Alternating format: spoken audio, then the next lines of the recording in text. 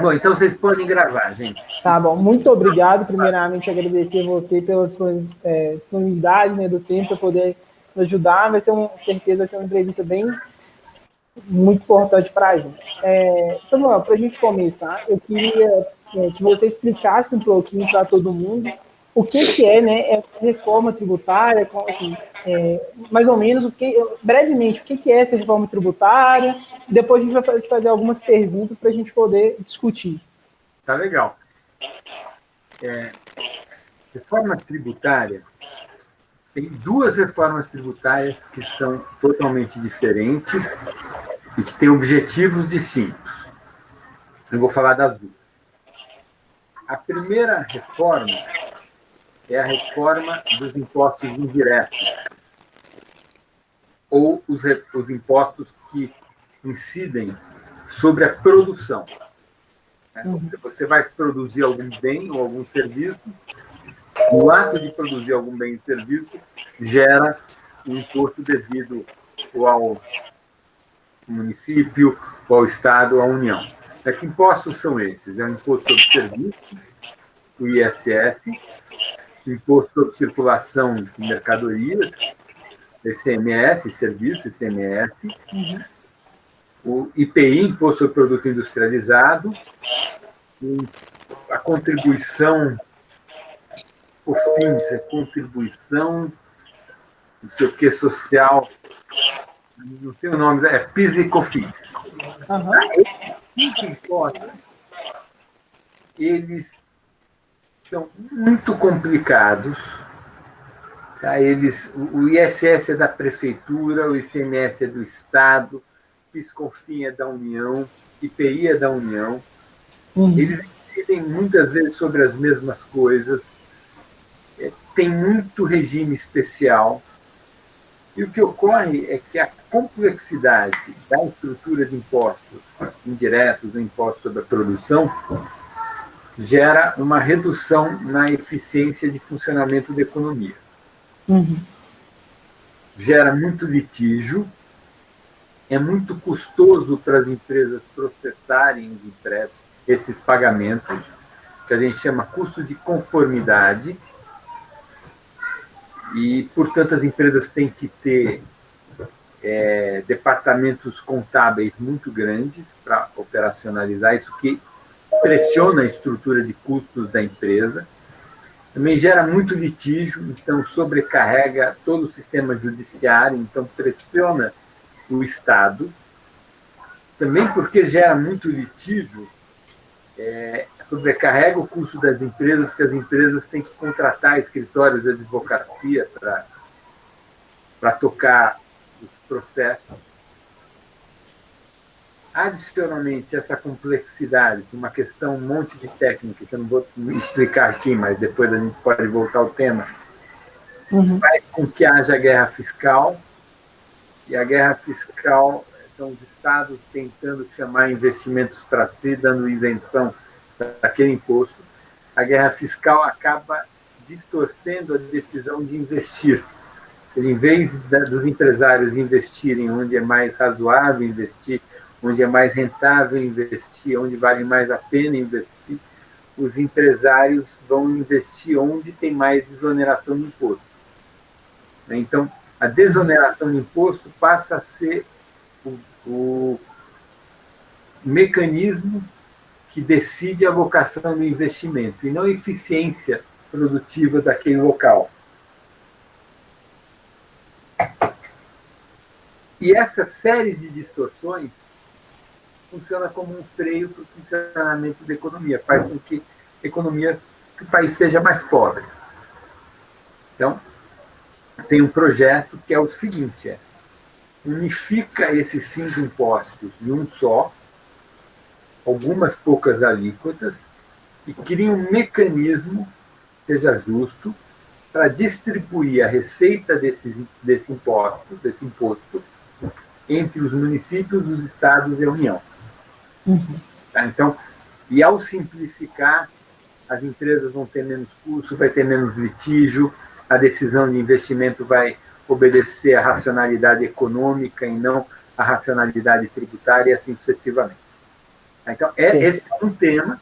Tem um projeto de emenda constitucional do deputado Baleia Rossi, acho que é a PEC 45, está na Câmara, que é exatamente isso que eu falei agora para você. É sobre essa mesmo que a gente tinha pesquisado mais, sobre essa unificação do PIS e COFINS, principalmente, né? Um dos objetivos principais. A gente separou algumas perguntas, tá? Eu vou fazer a primeira e depois a Laura falou que não consegue fazer porque está sem voz, mas a gente vai substituí-la e são só 6 perguntas, tá? Questão assim, um debate ou questão de opinião do senhor mesmo. Pode ficar à vontade. Primeiro, sabemos que o setor de serviços é responsável por 70% do PIB brasileiro, e esse será bem afetado pela reforma tributária. Como o senhor enxerga a nova tributação, principalmente no setor de serviços? Tá, perfeito. A reforma tributária, ela é neutra do ponto de vista da arrecadação. Então, a arrecadação total não vai aumentar, ou seja, a carga tributária não vai aumentar. Mas vai haver, de fato, uma certa realocação do imposto. Tem alguns setores que são muito tributados e outros que são pouco tributados. Então, a indústria é muito tributada, os serviços são menos tributados. Então, a reforma tributária vai gerar uma realocação, aumentar um pouco a carga de imposto sobre serviços, reduzir um pouco a carga de imposto sobre a indústria. Eu vejo sem nenhum problema, me parece que é mais justo você tributar os diversos setores produtivos com a mesma carga e não tributar uns mais do que outros.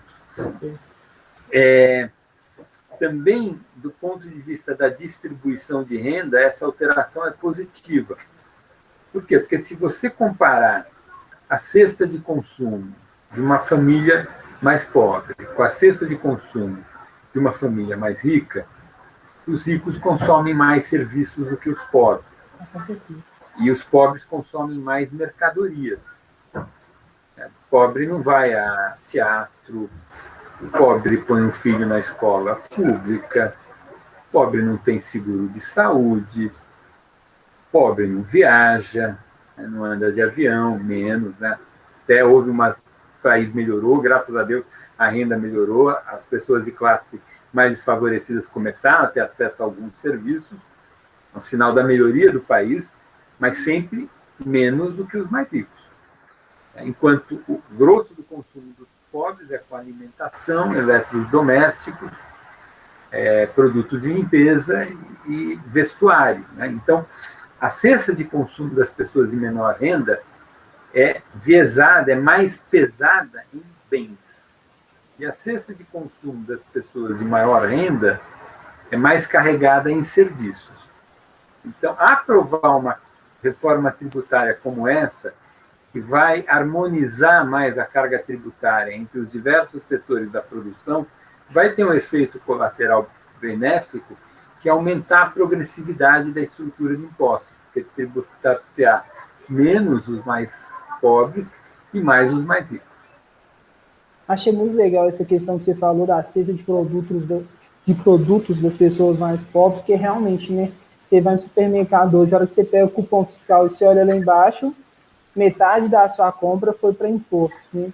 E realmente isso que você falou, achei muito legal e não tinha pensado nesse ponto de vista. Achei super interessante. Ah, legal. Eu queria fazer uma pergunta que é o seguinte.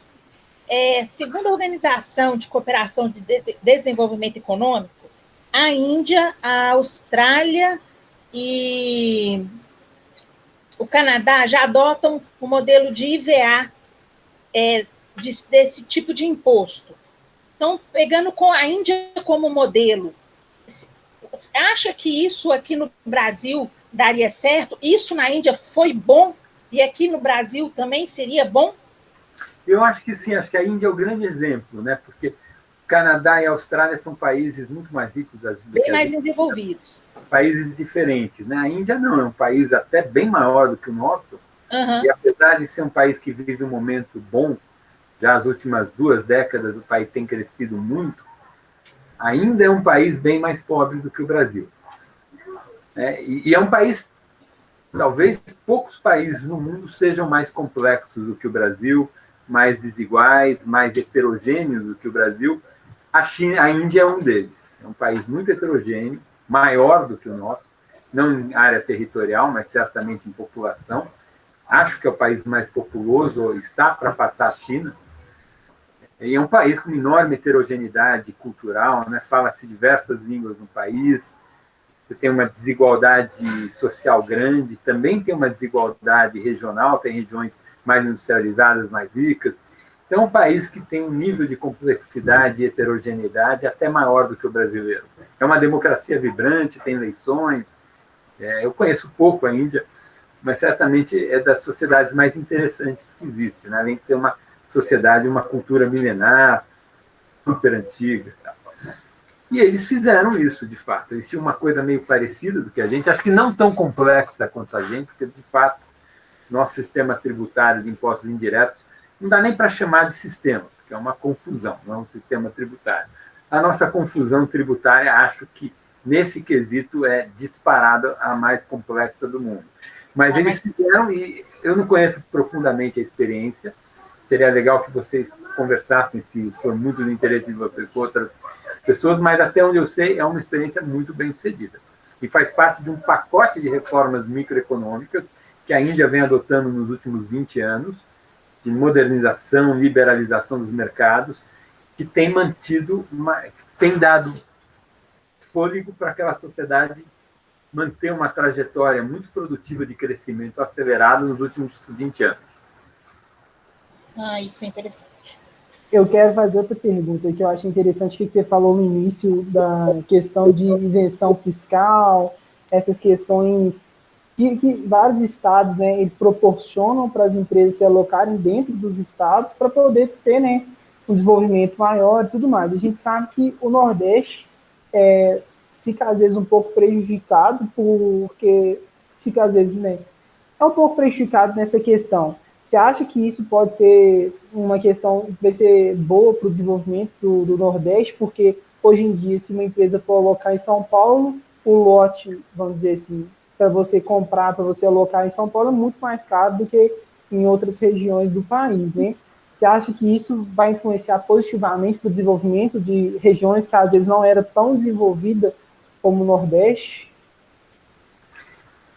Você me perguntou se a reforma tributária vai ter um impacto no desenvolvimento regional?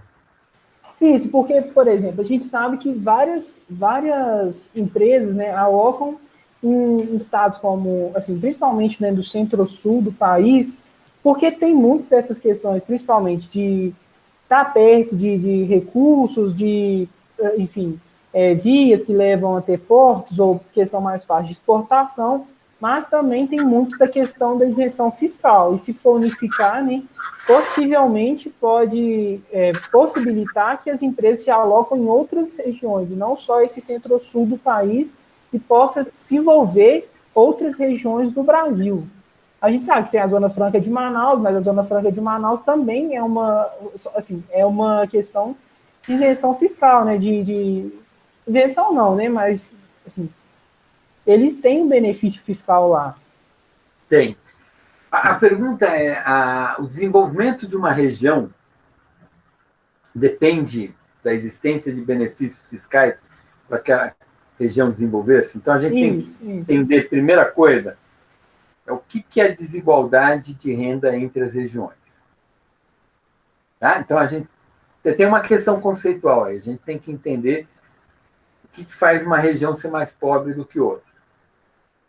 Então, por exemplo, você acha que o Centro-Oeste é mais pobre? Não, lá eu acho que lá tem a questão do agronegócio, que é muito forte, né? Mas, assim, comparação Centro-Oeste com o Nordeste, o agronegócio no Nordeste deixa a desejar, por questão climática, enfim.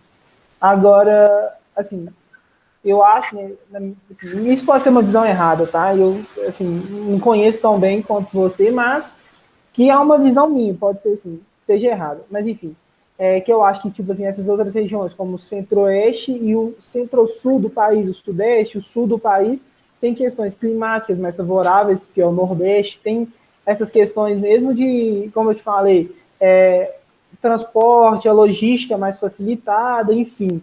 E, às vezes, tira um pouco de empresas que podiam alocar em outras regiões que não são desenvolvidas e trazê-las para essas regiões menos desenvolvidas para provocar o desenvolvimento nelas, né? Então, vamos lá. Você tem dois tipos de desigualdade regional. Você tem um tipo que está associado à distribuição espacial da produção.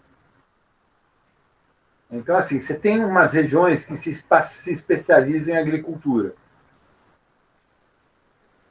Em geral, as regiões que são especializadas em agricultura não têm grandes densidades populacionais.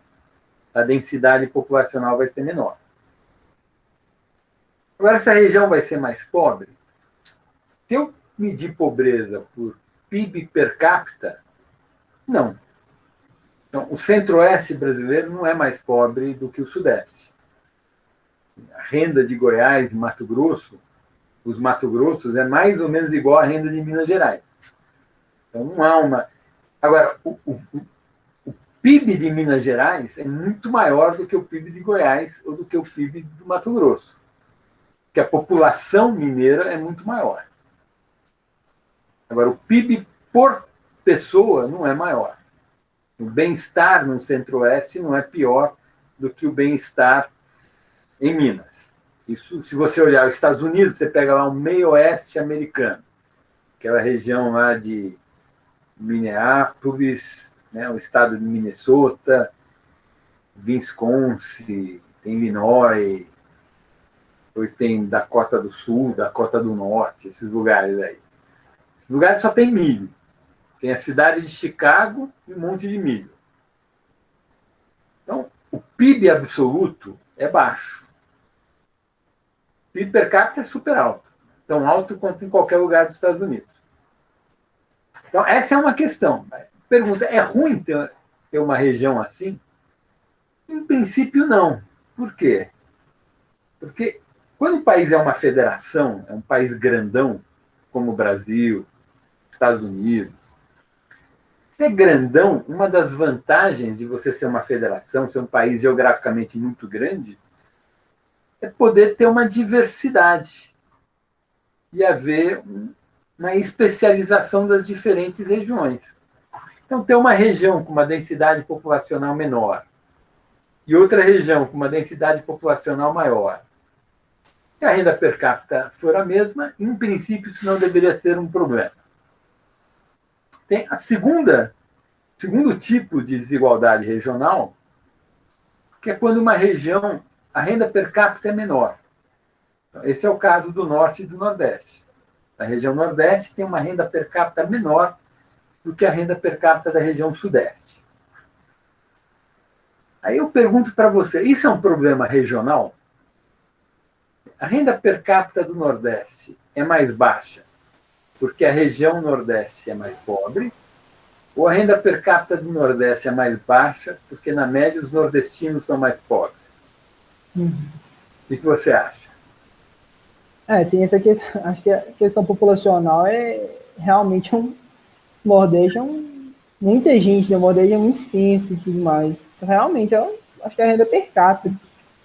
Quem que é pobre no Nordeste? É o Nordeste que é pobre ou é o nordestino que é pobre? É o nordestino. É o nordestino. Como que a gente sabe disso? Essa é uma boa questão. Por que eu posso afirmar isso? Eu vou dizer por que eu posso afirmar isso. Isso que eu estou afirmando não era verdade para o Brasil no começo do século XX, tá? Em 1900, 1910. Não era verdade. Isso passou a ser verdade a partir aproximadamente de 1960, 50, 60. Hoje isso é verdade porque se eu pegar o mercado, porque o mercado de trabalho brasileiro é integrado. Vocês sabem o que é o mercado de trabalho integrado? Não. Mercado de trabalho integrado é um mercado que remunera pessoas com as mesmas características do mesmo jeito. Tá? Então, a gente sabe que você tem diferentes características. Por exemplo, a escolaridade das pessoas é remunerada. Então, gente que estudou mais ganha mais. Sim. Gente que fala bem inglês ganha mais. Gente que... Né, quer dizer, então, tem lá. Gente mais talentosa ganha mais. Você tem os problemas de gênero e de raça no Brasil. Você tem um diferencial de salário por gênero. As mulheres, na média, ganham um pouco menos do que os homens. E aí tem toda uma discussão de por que isso acontece. Aparentemente, isso está associado à maternidade. E você tem o que, para mim, é um problema mais grave, que é o problema racial. Os negros ganham menos do que os brancos. E aí eu acho que é um problema social muito mais difícil e dramático do que a desigualdade de gênero. Mas você tem esses dois cortes. Então, você tem discriminação de gênero, tem discriminação de raça. No mercado de trabalho, isso é um fato conhecido e estudado. A gente sabe que educação tem um valor, a gente sabe que experiência também tem valor. O que é experiência? Tempo que a pessoa está trabalhando. Então, se eu pegar uma mulher negra, com 7 anos de escolaridade, tanto de experiência, tal, todas as características dela, ou de qualquer outro cidadão, com as características. O mercado de trabalho integrado significa que essa pessoa vai ter a mesma remuneração, independente de onde ela trabalha. Por quê? Porque se a remuneração for diferente, vai ter imigração. Então, a migração, a mobilidade do trabalho é que produz a integração no mercado de trabalho. A integração no mercado de trabalho significa que o mercado de trabalho remunera as mesmas características do mesmo jeito em qualquer lugar no espaço. Então, isso que é mercado integrado. Portanto, quando eu olho a desigualdade de rendas, eu pego assim, sei lá, o estado do Nordeste tem uma renda per capita menor do que São Paulo. Não é porque os trabalhadores lá vão ganhar a mesma coisa do que em São Paulo, pelas características. É que o Nordeste tem trabalhadores que têm características que se correlacionam com renda baixa. Tá? Então, em geral, a desigualdade regional ela está associada às características dos indivíduos. E, portanto, você tem que melhorar os serviços públicos de saúde e de educação, principalmente educação. Eu creio isso, acho que a gente tem muita evidência disso. E eu digo para vocês com uma certa segurança que eu acho que em algumas décadas o estado do Ceará, por exemplo, vai ter um grande progresso. A gente sabe que o governo do estado do Ceará, já várias administrações, de diferentes partidos políticos, inclusive, tem feito um belo trabalho na educação pública. A educação pública cearense é muito boa e tem melhorado. Então, eu diria para você, na minha opinião, desigualdade de renda regional está associado a melhorar a escolaridade da população e a infraestrutura. Né? Estrada, portos, rodovias. Sim, você tem que ter, em alguns lugares, você tem que ter o Estado provendo esse serviço de infraestrutura. Entendi. Tony, você quer fazer a pergunta agora? Sim, vou. Espera aí, só um minutinho. Uma outra pergunta que a gente fez seria, além do livro, alguns outros benefícios terão renúncia de PIS, PASEP e CONFINS? Alguns setores muito importantes como transporte escolar, ProUni, benefícios para medicamentos, cadeiras de rodas e aparelhos assistivos, como isso pode impactar na sociedade como um todo? Então, eu sou contra isso. Quer dizer, eu acho que tem que tratar tudo igual. Então, tem que pagar imposto igual, tudo. Né? Eu acho que livro, cadeira de roda, tudo igual. a questão da pobreza ou da insuficiência de recursos, eu acho que é melhor ser atacado por políticas públicas que transfiram renda para as pessoas. E a gente já faz isso bastante. O Brasil é um país que tem muitos programas de transferência de renda.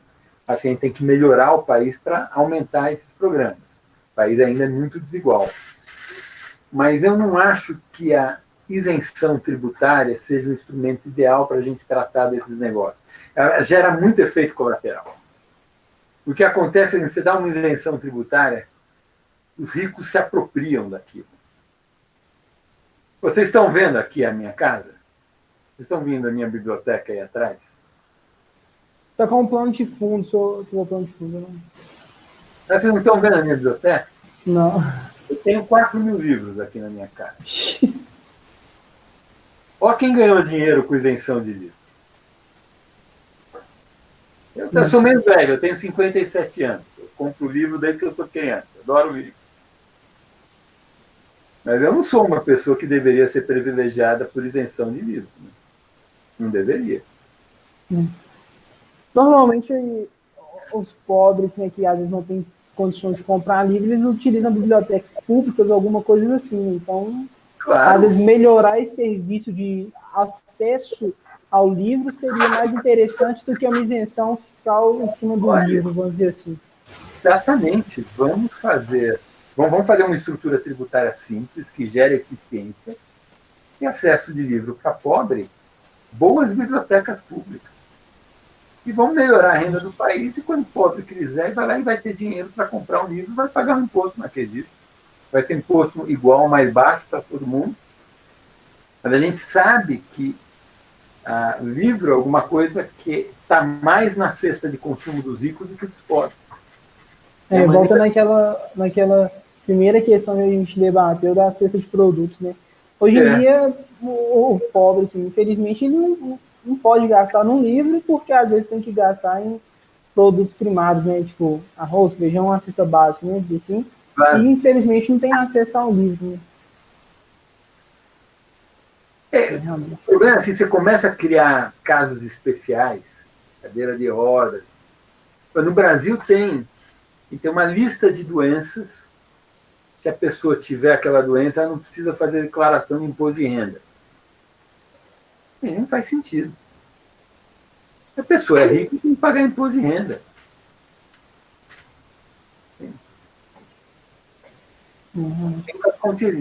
Você tem sistema único de saúde para tratar suas doenças. Né? E um sistema de saúde deficiente. Né? Um monte de gente que é super rico, que não declara imposto de renda porque tem uma doença. Não faz sentido. Realmente. Você quer fazer a outra pergunta, João? Não está saindo seu áudio. Não estamos ouvindo a Joana. Não estou te ouvindo, Joana. Escutando? Agora sim. Uma das principais vantagens será a simplificação da tributação, como essa simplificação pode melhorar a vida das empresas. Eu já vou juntar uma outra pergunta, porque vai ser a mesma coisa. Pequenos negócios representam cerca de 30% do PIB brasileiro hoje.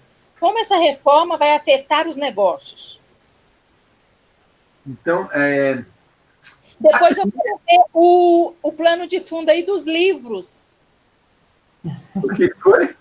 É porque o senhor está com um plano de fundo, aí está tampando a biblioteca. Eu estou com plano de fundo? Não sou eu, não. Não sou eu. Às vezes é uma configuração aí no Google Meet que às vezes está tampando. Será que eu consigo mexer aqui? Deixa eu ver. Eu mexo aqui para mostrar minha biblioteca. Tem os 3 pontinhos lá no final, no canto direito. Aí você clica lá, alterar plano de fundo, aí só o senhor retirar. Quadro, alterar layout deve ser, né? Alterar plano de fundo. 2 para baixo. 2 para baixo. Alterar plano de fundo. Não, tá, agora vi. Não tinha visto plano de fundo, tá? Então, 100, né? Aí só, isso. Agora sim. Nossa. Aqui, ó. Deixa eu Vocês estão vendo? Aham. Aqui. Agora deu para. E Nossa, é mais 3 no corredor. Meu Deus, que paraíso. Por isso que eu fico em quarentena, eu fico bem, não sofro em quarentena. Você tá num verdadeiro paraíso aí. Meu escritório é uma biblioteca. Mas só assim, eu tenho 57 anos, né? Desde criança eu compro livro. Então são 50 anos comprando livro, nem vai juntando, né? Minha mulher fica brava, quer um livro demais. Mas, Joana, repete a pergunta aí, só para a gente voltar. Joana, esqueci. Eu tentei responder a pergunta da Joana. Então, a primeira parte da sua pergunta, Joana, meio que eu já tinha respondido, porque eu tinha dito que a complexidade ela aumenta muito o custo administrativo, aquilo que a gente chama custo de conformidade, ela aumenta muito o litígio e, portanto, obriga as empresas a contratarem muitos escritórios de advocacia tributaristas, ela sobrecarrega o sistema brasileiro judiciário, então ela sobrecarrega o Estado, ela distorce todas as decisões de investimento, a gente investe errado, a gente investe em lugares que o retorno do investimento para a sociedade é menor, simplesmente porque o retorno privado daquele investimento é artificialmente maior porque ele está sendo distorcido por uma isenção tributária. E, finalmente, tem um outro item que eu não falei na primeira vez, que distorce também o investimento, a construção civil. Como que distorce a construção civil? Vocês já repararam como no Brasil a obra usa, quando a gente faz uma construção grande, um prédio e tal, a gente, em geral, usa tijolo, cimento, concreto armado, né? O que os engenheiros chamam de alvenaria. E se você for para os Estados Unidos, ninguém constrói de alvenaria. As pessoas usam metais, né? Usa estrutura metálica. Bom, por que a gente não usa estrutura metálica? Usa pouco. Porque quando você usa estrutura metálica, é considerado um produto industrial. Incide na estrutura metálica ICMS. Quando você constrói usando concreto armado, tijolo, etc., alvenaria, é considerado um serviço que ocorre no canteiro de obra. Então, não tem ICMS. Então, a estrutura tributária, ela distorce a forma como você vai investir. Você, muitas vezes, usa tecnologias menos eficientes, porque, do ponto de vista tributário, elas são mais rentáveis para quem toma a decisão de investimento. Só que a sociedade está usando um método ineficiente, a sociedade está mais pobre. Da mesma forma que quando você distorce a decisão de em que lugar investir, você investe não em função das características físicas e das vantagens comparativas daquela localidade, mas em função do ganho tributário que aquela localidade oferece, toma-se uma decisão de investimento baseada no retorno privado daquele investimento, que está distorcido e muito diferente do retorno social. Tá? Então, essas são as maneiras pelas quais a reforma tributária, ao resolver todos esses problemas, vai facilitar a vida das empresas e vai aumentar o crescimento econômico do país. Você acha que essa reforma tributária, né, como assim, setores que vão ser mais beneficiados é o setor industrial? Você acha que está sendo, às vezes, uma tentativa do governo atrair empresas para poder atuar no Brasil, principalmente indústrias, né, para poder atuar no Brasil? Não, eu acho que o objetivo da reforma não é melhorar esse ou aquele setor. O objetivo da reforma é corrigir uma distorção que existe. Quer dizer, hoje a indústria é muito tributária e a gente distorce. Por que eu tenho que tributar mais a indústria do que o serviço? Não tem muita lógica. Então, o objetivo é corrigir uma série de distorções. Agora, no longo prazo, todo mundo vai ganhar com a reforma, porque ela vai gerar crescimento econômico. Mesmo os setores que vão ter o seu preço aumentado no primeiro momento, porque a carga tributária aumenta, Mas como vai gerar crescimento econômico, vai ter mais demanda, a demanda para todo mundo vai aumentar. Então, mas assim, indiretamente, pode ser que seja um fator assim, interessante, né, de empresas estrangeiras investirem no Brasil. Não vai ser o principal motivo da reforma tributária, mas sim vai ser uma consequência positiva da reforma tributária. Ela vai tornar a rentabilidade de investimento industrial maior. Por exemplo, hoje, o Brasil tem um contencioso tributário imenso, por conta de toda essa complexidade tributária. As empresas podem ser que elas percam uma questão na justiça e elas têm um prejuízo pela conta. Então, as empresas elas têm que fazer uma provisão de recursos. A gente chama de contencioso tributário. Então, quando ela faz as contas dela e ela apresenta o balanço dela, tem uma parte do passivo dela é um contencioso tributário. Então, tem um custo aí que ninguém sabe o valor daquilo. O contencioso tributário no Brasil é 100 vezes maior do que o contencioso tributário em qualquer outro lugar do mundo. Isso dificulta o desenvolvimento da nossa economia. Gera muita incerteza. E hoje o Brasil é um dos países assim, que tem mais empreendedores, mais assim, essas pessoas com vontade de empreender, né? Então, também isso, consequentemente, vai melhorar ainda mais essa questão, né? Sim, isso sim. Agora, a Joana me fez uma pergunta que eu não respondi, que é sobre pequenas e médias empresas. Não foi, Joana? Foi. Foi a última que eu tinha feito. Então, vamos nela, Joana. Pequenos negócios representam cerca de 30% do PIB brasileiro hoje. Como a reforma tributária vai afetar esses negócios? Eu acho que o objetivo da reforma... Hoje, o que acontece? Você tem uma estrutura tributária muito complexa. E aí, para combater, para tornar a vida mais simples da pequena empresa, o que você faz? O sistema tributário é muito complexo, aí vocês criam um regime especial que se chama Simples, para facilitar a vida das pequenas empresas. O melhor era que a estrutura tributária fosse super simples e que todas as empresas estivessem no mesmo regime tributário. Seria o ideal. Mas não é assim que é.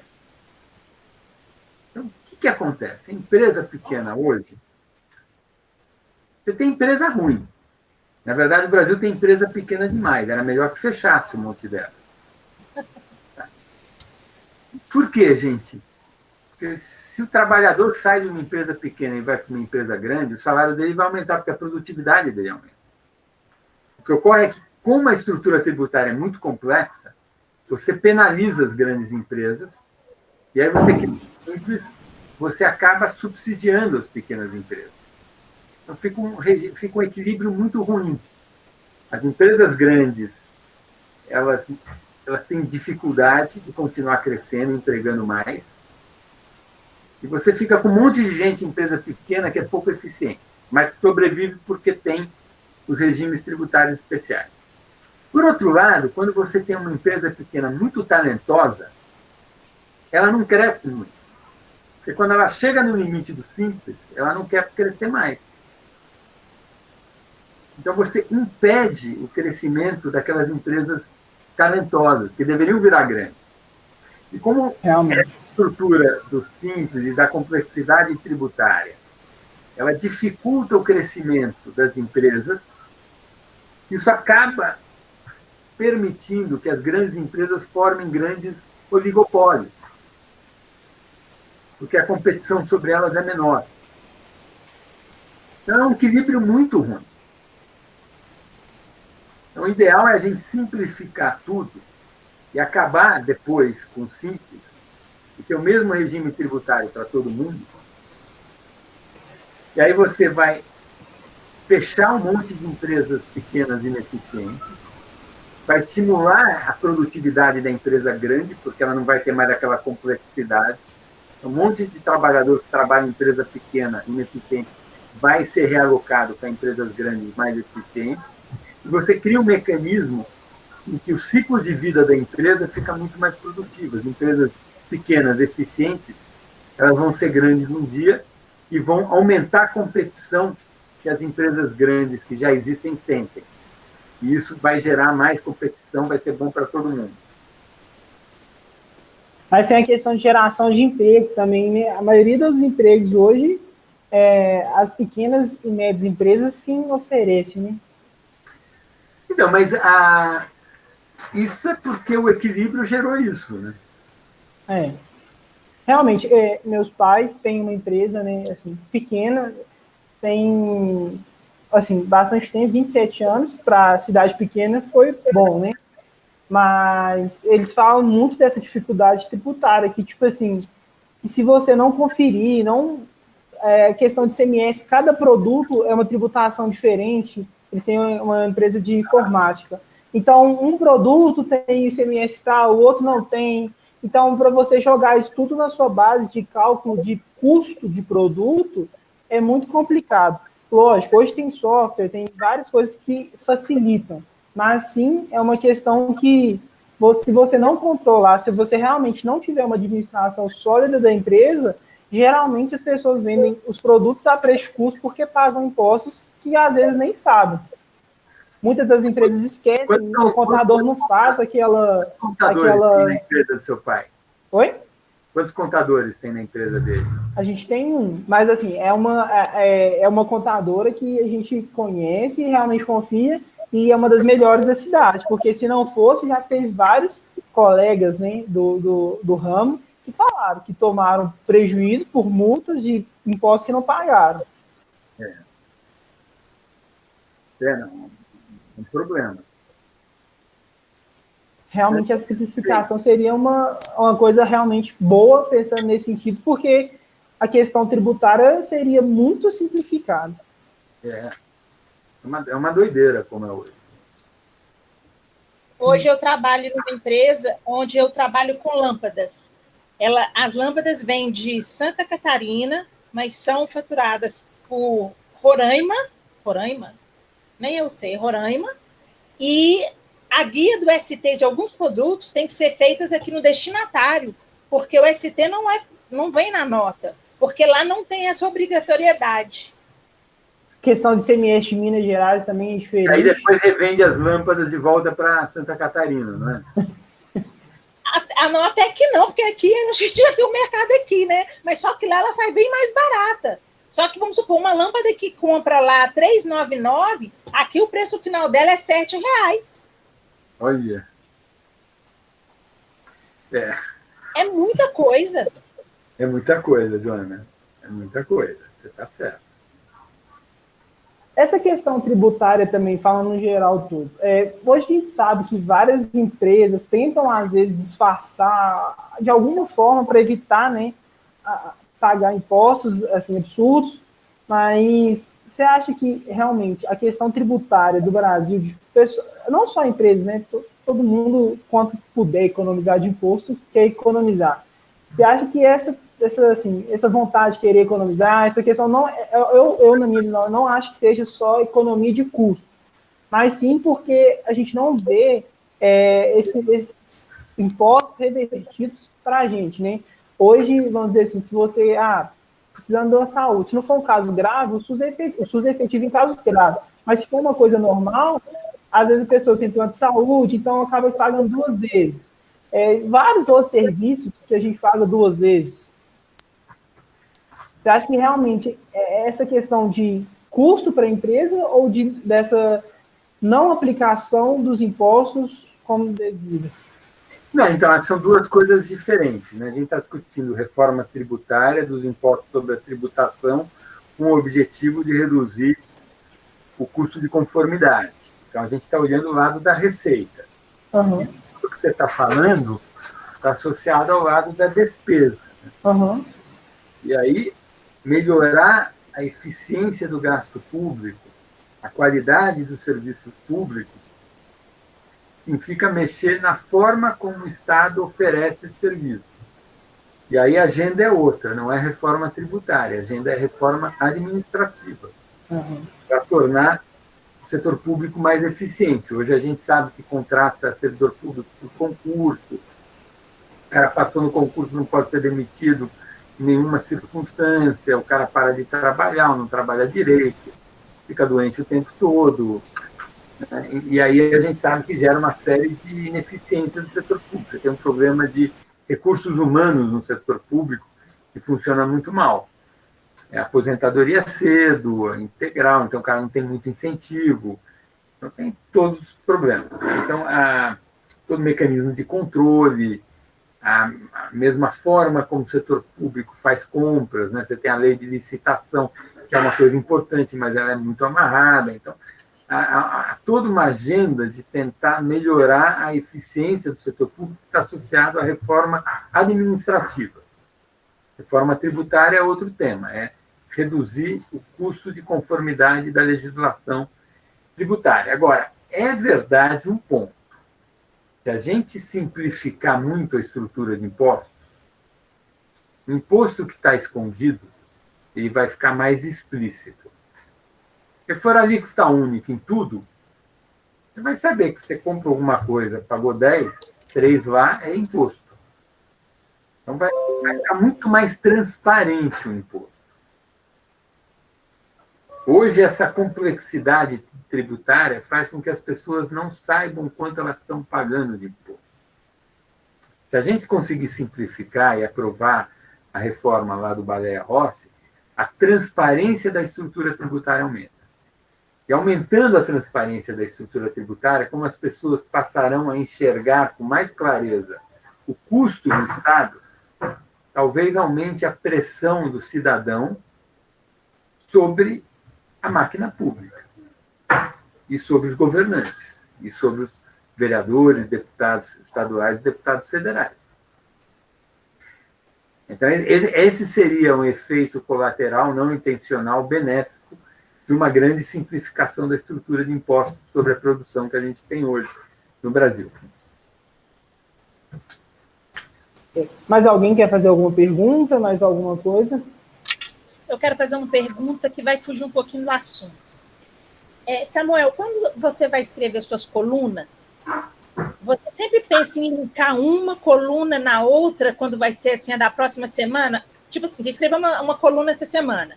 Aí a da próxima semana, a gente sempre, eu pelo menos percebi que você linka uma coluna na outra. Eu queria entender assim, como que é esse pensamento para escrever? Mas nem sempre eu linko, né, Joana? O que você acha? Você acha que eu sempre linko? Ou às vezes sim, às vezes não? Qual foi a sua percepção lendo as colunas? Espera aí. É porque eu ponho... Porque eu sempre vejo uma interligação nos assuntos. O Brasil dá muito assunto na área de economia para escrever. Isso aí eu entendo. Mas eu vejo sempre uma coluna, eu vejo linkada na outra. Eu achei isso muito interessante, que eu falo assim, porque vários grupos, cada um escolheu um economista. E quando eu realmente não te conheci, quando eu falei com os meninos do grupo, eu falei assim, gente, vamos pegar Samuel Pessoa. E no mesmo dia que a gente escolheu, eu te mandei aquele e-mail e falei, gente, ele me respondeu.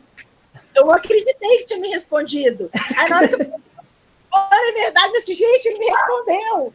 Entendeu? E aí eu comecei a mandar e comecei a acompanhar. E eu sinto que uma coluna é linkada à outra. Que, pelo menos é que eu escrevi, que eu até te mandei lá o trabalho que a gente fez, que foi a da habitação.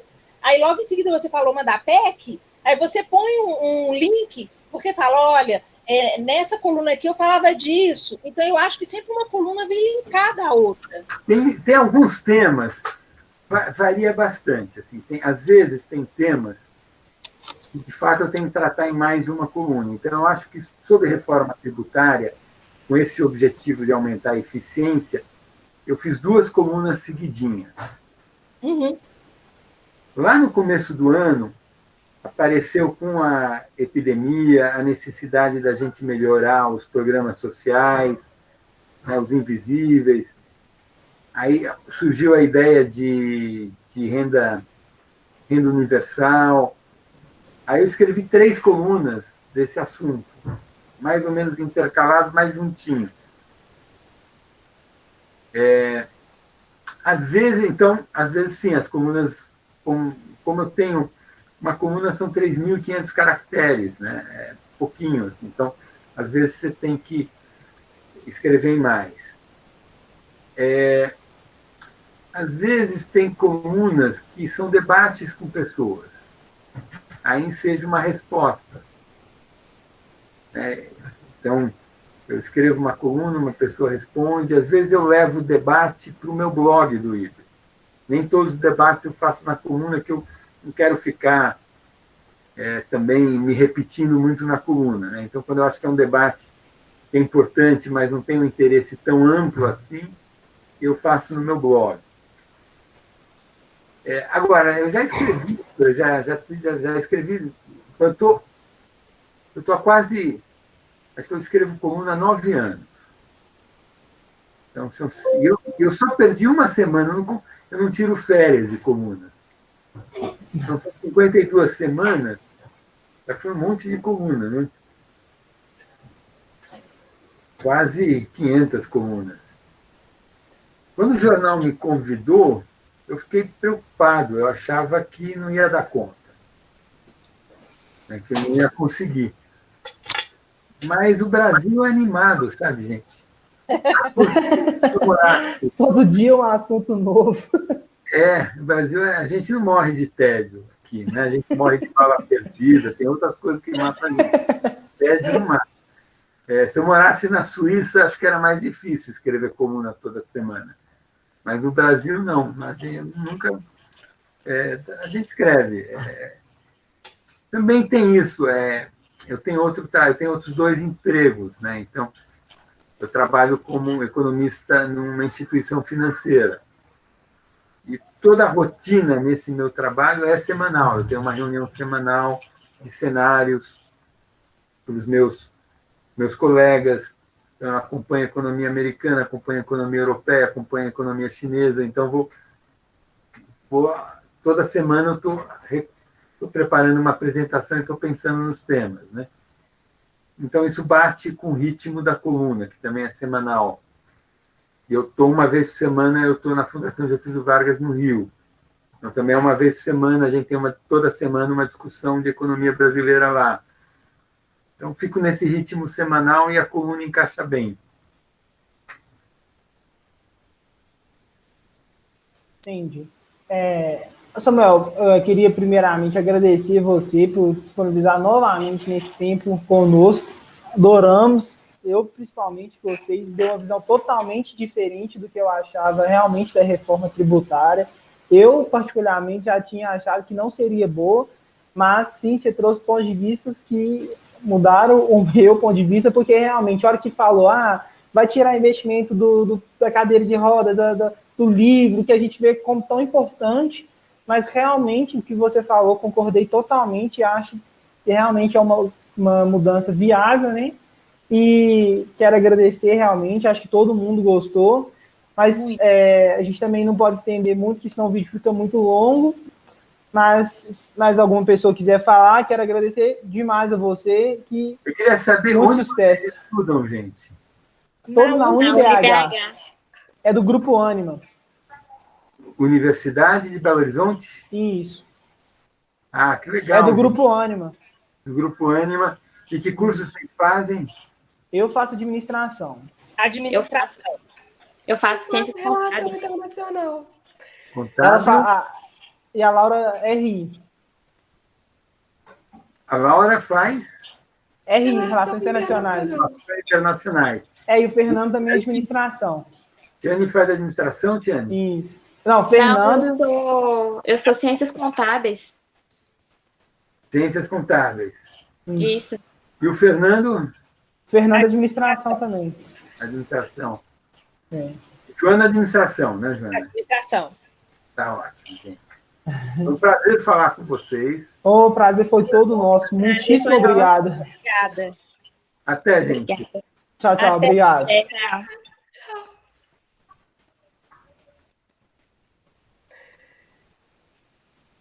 É isso, né, galera?